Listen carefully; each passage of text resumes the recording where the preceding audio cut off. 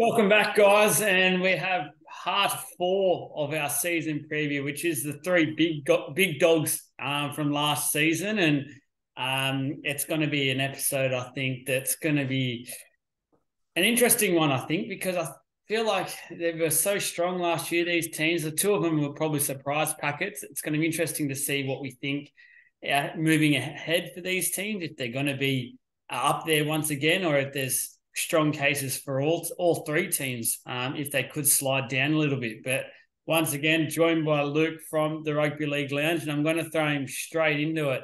We've got the Cowboys next, and a couple of sort of small gains in James Tarmo's coming back for a reunion. You've got Jack Guzieski from the Dragons up there as well now, but they've lost players like Tom Gilbert, the Hammer, Ben Condon as well. So a little bit of a mixed bag there. I think it sort of evens itself out, really. What do you think of the Cowboys for 2023? Yeah, let's just get straight into the cows with me saying basically, I think they're going to keep where they're at. I think they're going to trend quite well. Like you said, we'll get to it with the Sharks as well, where if a drop off is predicted by some, I could definitely see where they're coming from, just because look, we were predicting them to be wooden spoons. But then you look at it, and now you're thinking, if you just look at the spine, Drinkwater's he's not New South Wales fullback, not at any stretch. But it's like if Teddy goes down and he's playing better footy than Dylan Edwards, he's in. You got Tom Dearden, who's the next Queensland number 6 after Munster. You got Chad Townsend, who's won a premiership. That guy that everyone was saying would be perfect for the Warriors, but just didn't plan out when he went there as just organising seven. Turned out that's what he was for the Cowboys. And you got Reece Robson, who's going to be the next in line for the Blues jumper. And then there's lots of storylines like that for the for the backs and for the forward pack, where, look, at the start of the year, you were saying Drinky's not even in your spine. Tom Dearden, he was hyped, but he has these too small. Chad Townsend's pass at Reece Robson just maybe runs it too much. He's just not designed for the game. It's just crazy how a year changes, but I think Toddy has got the best out of them. And I think you forget that how good Valentine Holmes was before he went to NFL. Jason Tamalolo bounced back from a year. It's just all working out, and I think their losses aren't too severe. And even though they lost on the weekend just been to the Broncos, there was still a lot of good there, and it is just a trial as well. Yeah, I'm thinking the Cows, and I've thought about the last couple of days. In terms of strength of schedule, I had a quick look at the strength of schedule lately, and I think they've got a favourable one. And also, they do get hurt a bit by Origin, but I think not too bad. Like, their spine could potentially be left alone. There's a chance Reece Robson gets in there, and Dearden obviously got called up last year. I think there's a good chance that they finished third last year. I would pick them to either be there or over. Yeah. I like their chances, and I think I'm sensing the grand final. I'm sensing the grand final. I just hope their defense is there, because it started to drop off just slightly. But I think the continuity's there. So, yeah, I'm liking the Cows this year. I'm liking a lot of their players. I don't see any of their players dropping off. You could say maybe Chad's age, but I think because of his role, they don't need him to do a lot. Just what he's good at. That he doesn't have to overplay his hand. So, yeah, I'm liking the Cows. I'm very similar to you, so I don't want to make this too boring for the listeners, but I feel like the Cowboys will be pretty much right where they were this year. Last year, sorry, they were so disappointed with not making the grand final, where they were so close, got that home semi-final, prelim final, and they just couldn't get across the line to the Eels. But for mine, my question to come back at that would be, is there a slight concern because they did come from the clouds? They literally, most people this time last year, had them as wooden spooners. now we look back and we look at their roster and we see the players that they've had, and it's such quality. You sort of sit there and go, well, bit of egg on our faces, how stupid were we? But it was only a year ago where we thought this roster, because really not much has changed, was a wooden spoon roster. So I know Todd Payton has done such a wonderful job with that club at the moment and really got their players up for it. Is it a possibility that that was only a one season, one hit wonder type thing and they come back to the pack dramatically? Or is it the fact that Payton's actually got them out of this sort of funk, so to speak, and they're able to now produce what they probably should have been producing for the couple of years before that? Yeah, it's an interesting one. I look at it in the sense that it's like a jigsaw puzzle where you've got all these pieces, but it seems like it's going to be very difficult to get it to fit. Yeah. And I think Todd Payton somehow got it to fit because you look at, they had a lot of, and like we talked about with Drinky, not being in their starting team, like they had a potential fullback debate with Hamiso and Drinkwater, which Hamiso won at the start of the season. We didn't know where Valentine Holmes was going to be. We didn't know if Jack Tamalolo was going to have a decrease in minutes. We didn't know how legit. And I think just everything's come together just very quick. And I think they know where the pieces fit now. Yeah. I think it was just crazy how quick it went together. But I just wonder if the season before was kind of Todd had his master plan, but didn't know. Yeah, we didn't really see it ignited. And then their off season has somewhat become infamous in a way. That is a little concern too. Like it's like you put all this effort into one off season in terms of there was ridiculous stories about their fitness and how grueling it was. I just wonder. Hopefully they don't go. Hopefully they get that right balance this year. Is what I'm saying. Maybe it's one of those training off seasons that can't be sustained. But yeah, and I've just got to give a shout out because there's a little bit of bias coming from me. One of my good mates, Griffin Neem, is in the team. I honestly think, and see if you agree or not, I think he's in for a big season. He really impressed me in the trial. He had a couple of years, couple of missed tackles. The error was, I don't know if you see, he was in broken play, and it's like he got a bit of a shock there and had soap in his hands. But I think he was a bit gutted. I know he was gutted about not making the Kiwis. And when I saw Isaac Leal made it in front of him, I thought, oh, actually, that might have been his spot. So, yeah, and I think there's a couple other ones. You got Lukey coming back. I think you did well with his last name before, but the guy from Manly, I think he is going to prove to get a spot in there as well. Tom Chester, Riley Price. They've actually got a good young depth coming in too. I'm excited about them. And I think their home advantage is one of the best home advantages in the comp as well. I was about to make that point as well. I think that's probably the worst away trip you can make, especially because of the quality that they're producing at the moment. You don't want to go up there in the conditions of hot, sweaty, like you're on the field, you're already dripping with sweat, which a lot of teams, especially the big men, won't like. And the Cowboys have a very mobile pack that adjusts really well to that. The only slight concern, I guess, what I reckon Cowboys fans might have is that element of surprise will be gone now, where last year they had that probably the first 10 weeks until teams really started to take them seriously.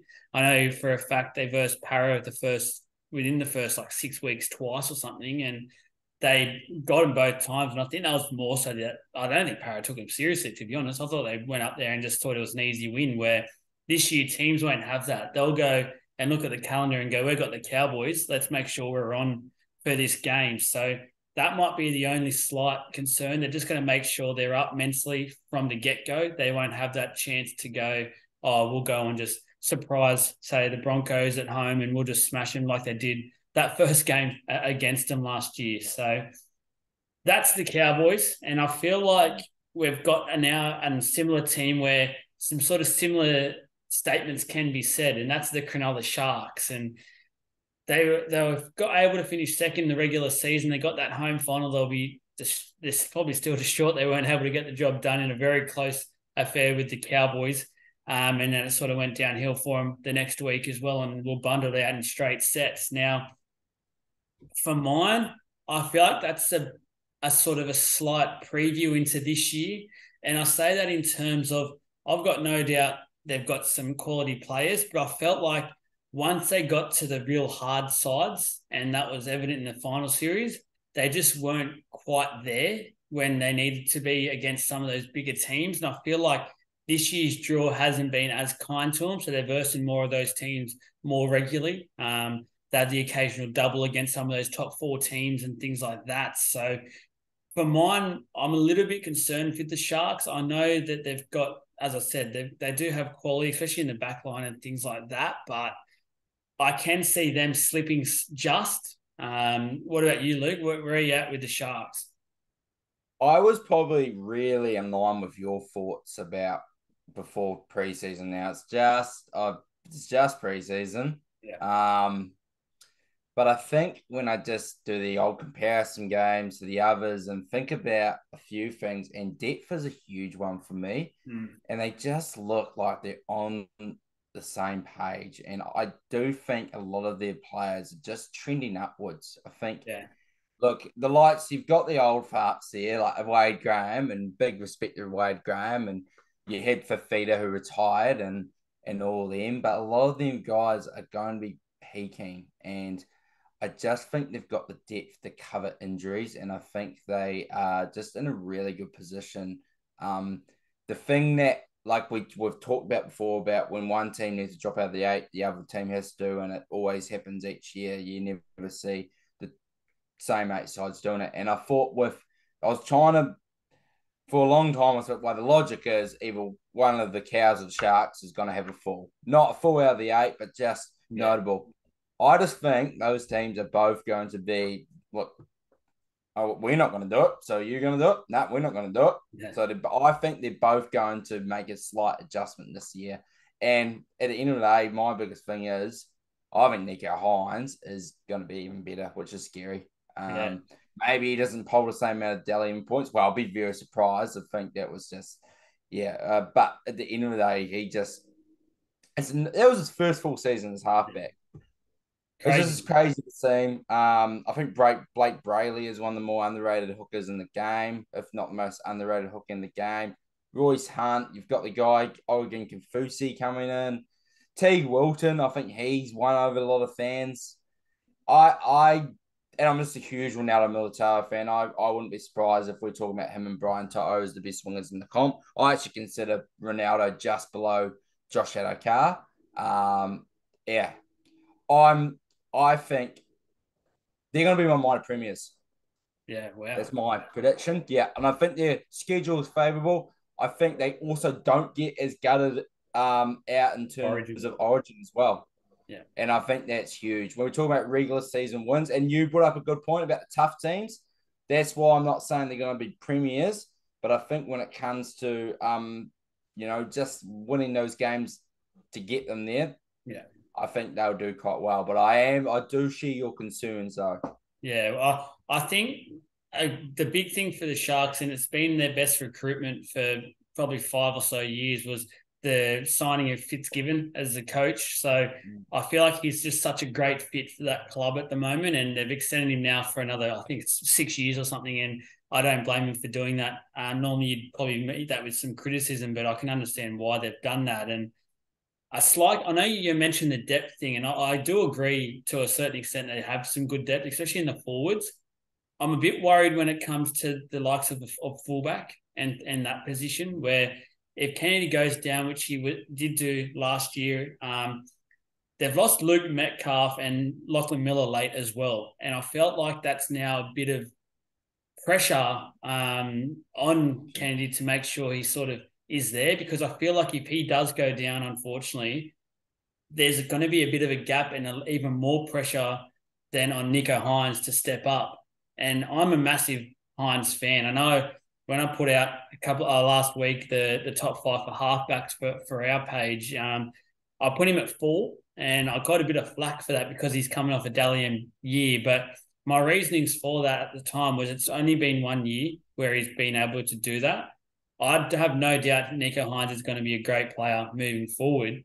I just want to see it again this year. And then if I see that again this year, he's going to be in the top 2 for sure. And that's who did you have above him? Just curious. I had Cleary, I had Moses, and then I had Jerome Hughes as well. So I just felt like all three have done that for a little bit longer and a bit more consistently. And that's no fault of Hines. He's just been behind a lot of players at the Storm, but he's now got his chance to come out and do it. I feel like he's the right man, but he just needs to get more of that big game experience, I feel.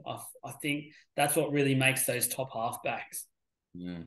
Yeah, no, that's fair. Cool. And I think the fullback point is really good because even when they shifted Hines to fullback last year, I remember it just wasn't, yeah, it just changed their whole team construction. I think it might have been against a lower team, maybe the Broncos. And yeah, it's just crazy how much just one little adjustment Can change. Yeah, can change how your team fires. But I'm excited about Craig Fitzgibbon as a coach as well. You got a lot. He's one of those guys that got a lot of reps in it. You've seen the same with Cameron Ciraldo as well.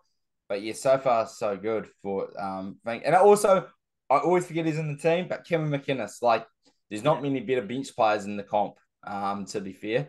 And fill a gap. Yeah, and I think in a team like this, you need your McInneses, you need your Fanukins, you need your Toby Rudolphs as well. Yeah. Just every time I think, nah, they could be that slider. Yeah, I think minor premiers. The big call, but I'm sure Cronulla fans out there listening will be ecstatic by that. So now the premiers of last year, they're going for 3 straight in the Penrith Panthers, and I feel like they're slowly getting picked apart. We always know what happens with these premiership winning teams. Every team wants a bit of the action. They feel like if they can recruit 1 or 2 players, they can get in on that action and find the secrets. But there's, for mine, that this year is a real danger for the Panthers because they've had some key personnel picked out. And obviously, Coruscant is one of those big ones. Kikau used to be so lethal for them on that left edge and help out the halves so much for the Panthers, especially when they were in trouble. It was sort of a give it to Kikau, let him break up some defenders, let's get off the back of that, play the ball. Then you got players like Katoa, who didn't really get a look in last year, but I think the fact that they had him in the wings for depth reasons was so key for them, and they lost O'Sullivan as well. We talked about it last week but Hopgood is going to be a talent, which I know was a talent that they didn't want to lose. They've got some sort of, the only real signings, Luke Gardner from the West Tigers. They do have Tyrone Peachy back, but I don't think he's going to figure too much in that side, especially at full strength. Where are you at with the Panthers, Luke? I think a slide, but I'm only saying a slide by 1 or 2 positions. I think they're going to be in a dogfight more than ever this year. Yeah, I think a dogfight is a really good summary. Once again, we'll go back to preseason. Look, it was one of those matches where we've got to take into account a few things, and Weber's one of them. First time playing as a unit, as this new era. Also, Sonny Luke wasn't there because a lot was made out of the difference between the nines on the night. Liam Martin is huge, and also Dylan Edwards. And I think Stephen Crichton's, I think he's getting fair criticism, don't get me wrong, but look, that's not the role he's going to be playing. And this is a different topic, but for the ones that are Ryan Muffler's fullback for the Bulldogs, like, come on, you're kidding yourself. Like, it's just one game. A lot of his ears were just heat of the moment. I think he just wanted to make an impact. Yeah, but anyway, that's going off.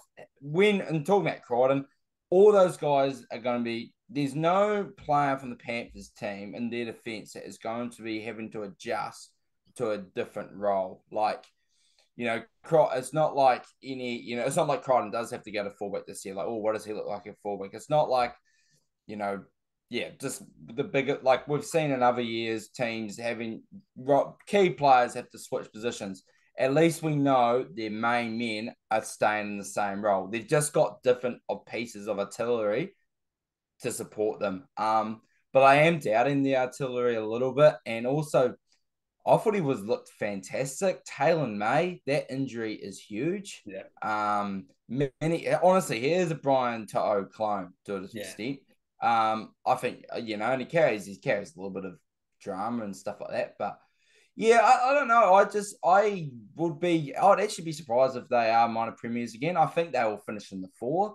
But I think by the end of week one, or still going into week one, I wouldn't be shocked if they're still odds-on favourite to win the comp. Yeah. Do I think they're going to win the comp? I don't know. Do we want to reveal it today? But yeah, I don't think the closer the seasons get, the least likely I'm liking their chances. But look, I think I say that every year. I think I talk myself out of them every time I've got the minor premiers in October, and then I've talked myself into them potentially slipping out of the four, and it's bit me in the butt every year. So yeah, I don't know. I respect the Panthers. Like, they've got that swag, arrogance, sure, but they still do what they do. And I think every time we doubt them, we doubt people like Liam Martin. Why does he make Origin over this guy? Why is Jerome Luai not being considered, to miss out a sixth spot? And then they produce stuff like the World Cup. And so Winners and Isaiah Yeo is the biggest X factor, one of the biggest X factors of the whole competition. I just think everyone forgets how he's one of those guys. You think, Cameron Murray's better. Victor Radley, he's on his toes. And then you watch Yeo play and you go, jeepers, this guy's numbers don't really speak for his value. So Panthers are definitely still going to be contenders, but they are going to miss their X factors for sure, man, for sure. Yeah, I agree. I think one thing with the Panthers, for mine, like the last 2 years, they've been so above the rest of the pack. They could have played 8 out of 10 games and still won games quite easily and not broken a sweat. Now what I think's happened is this year they're going to be back with that pack. And you got to think about, is the rest of the pack, have they improved as much to get to them and scare them? Now, I only think probably 2 or 3 teams have, or 2 or 3 teams will scare them. So I feel like, as you said, they're still a top 2 to 3 side in my opinion. Where I'm very concerned at is the loss of Coruscant at hooker. Now, the hooker is probably the top 2 positions on the field at all time. Maybe the most important a lot of people view it as. And when you go back in the history books, I feel like every grand final winner has had a standout hooker who's always there and leading from the front. I'm very concerned with Mitch Kenny if he can do that and take off the pressure for the halves. Now, I've got no doubt, as you said, the halves are 2 of the best players in the world at the moment in the game, but they have always had a very direct and very on the ball hooker, and that's at rep level and that's at club level as well. They'll now have someone who isn't that quality. Like, you just got to call a spade, and just he's not there at the moment. Can he get there? I'm not too sure. I think it might be a stopgap solution. I wouldn't be surprised if they're in the market over the next year or so for another hooker. But that is definitely my concern. The other concern is depth in the halves. So if they've had such a good run, especially with injuries, if they do have one of those go down for an extended amount of time this year, do we have the quality at that club to come in and feel like everything can run smooth? They've lost 2 first-grade players now in Katoa and O'Sullivan who would have done that, and you would have gone, they'll just keep going. There's a bit of pressure there now in terms of, I know their juniors are so good, but there's just a different level. You can be good at juniors, and we've seen this with players all the time, and as soon as you get on that field in an NRL game and you're versing players that you've looked up to and things like that, your mind just completely changes. So that's probably the 2 concerns from mine for Penrith going back to back to back. Yeah, and that's fair, right? And look, do I come out with this hot take? I think Coruscant is a huge loss, and I think any other year it's the biggest loss in the whole competition. I think I'm a Sonny Luke guy. I do really value him, and I think by the time the season gets on, I think he'll get used to playing that pace. It's definitely not going to be the same as Epicoso, but I think Kickout's the huge loss, man. I think he's the biggest. I honestly probably would change my mind 10 times a day on it. That just shows how much of a league fan I am that I'm thinking about this so much. But Kickout, for me, I think he's the bigger loss. I think it's because he impacts. Like, I still doubt Luai at times. I just do.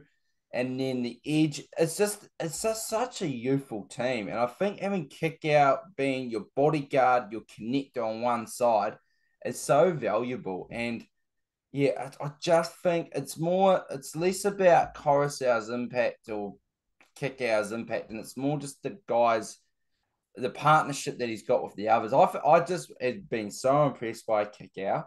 Um, yeah, but I know that's one of those things like, oh, how can you pick a second row being a bigger loss than the hooker? And I think Carousel is tremendous. Um, but I just quite like Sonny Luke, and I think they'll get. I just think they can replace his value.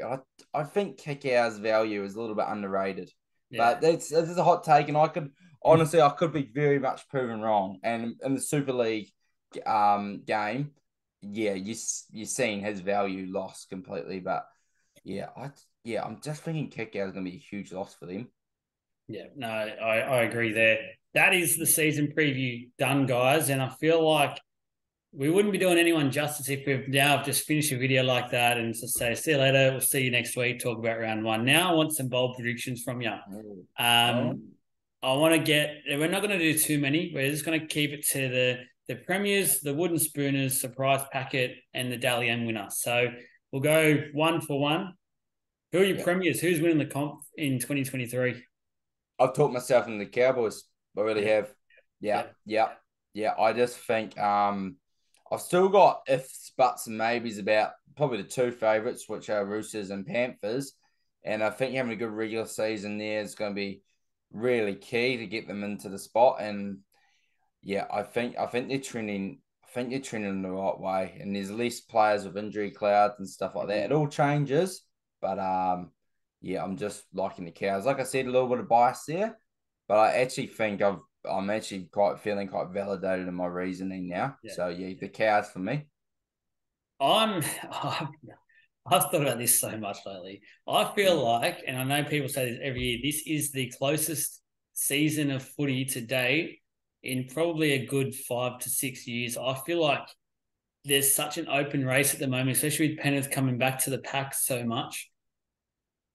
I could see two or three teams winning the comp. I've said a Mhm. team from the start of these videos, and I'm going to stick with them, but I've a little bit of doubts crept in my mind lately about them, but that's the Roosters. I feel like the Roosters will win the comp, but I'm a bit iffy. I'm starting to talk myself out of the Roosters, if I'm honest. So, So the Roosters were a team that, you know, the whole offseason I thought they're going to be a team that I'm going to talk myself into. And I'm like, yeah, this week I'm going to confirm that. And then it gets closer. And then, I was saying last week, yeah, I'm not actually that concerned about them being slow starters. Those mm, thoughts are creeping back into my head. It's just the reality of it. yeah. But to be fair, man, if they're fit and firing in terms of on paper, the Oh, Roosters are the team. it is. The back line is going to be phenomenal, especially if Tom Young ends up getting there this year. Mm. Wooden Spooners, title that no team wants and no fans want to hear their team being predicted to get. Unfortunately, there's always got to be one team. A lot of people are saying the Dolphins are the easy targets here, but I'm going a different way. I'm going to lock in the Dragons. I feel like at the moment, and even more so the last week or so, that club is an absolute basket case. It is a dog's breakfast, and I don't feel like it's getting any better throughout the year. I feel like it's just going to continue to nosedive, and they're going to get the wooden spoon in my eyes. Who's yours?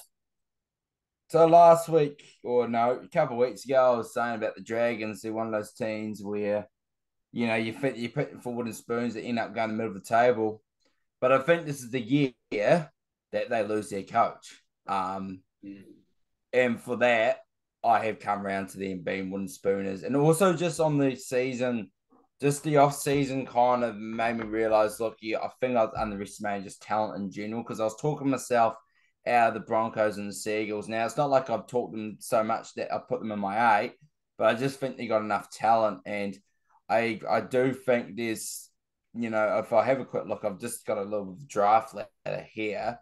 A lot of the coaches are either new or yeah, we're kind of in that um area where it's like this is their last chance, and Dragons obviously fall in that. And gosh, what about the offs? And they haven't trended well this week. Yeah. So coming off the back of a pretty embarrassing loss to the Rabbitohs as well. So yeah, forget everything I said a couple of weeks prior. Also, could you be surprised if this is Ben Hunt's last year as a Dragon and gets out of the contract? Like, he's had such a resurgence after the drop ball incident. Like This he would is not be how he should end his career. nah. No. So I honestly I've talked myself into the Dragons too. And I think you'll see a lot of people saying them as well. I'm just gonna say it, and hopefully I don't get kicked out of the country. I did have New Zealand Warriors there for a long time. I don't see that. I feel like they'll get a few emotional wins at home, so I think they'll get Yeah, enough just to clear them there. 100%. Surprise packets of the year. Which team can you see just surprising everyone? Well, I've got the Bulldogs making the biggest leap for Okay. me. Yeah, but then it's like, is that they're at the moment they're in my sixth spot. Yeah. Um, so yeah, but it's just one of those things. Like they've done heaps of recruitment. So yeah, that'd be my pick. But it's one of those ones because I think still like we talked about this when we did the preview that even though some people being quite smart and realizing that bringing all this talent in, it doesn't just work overnight. But I just think it will. And even the loss the other day, I didn't lose too much hope. Like they lost to the team and the Sharks that I've obviously rated quite highly.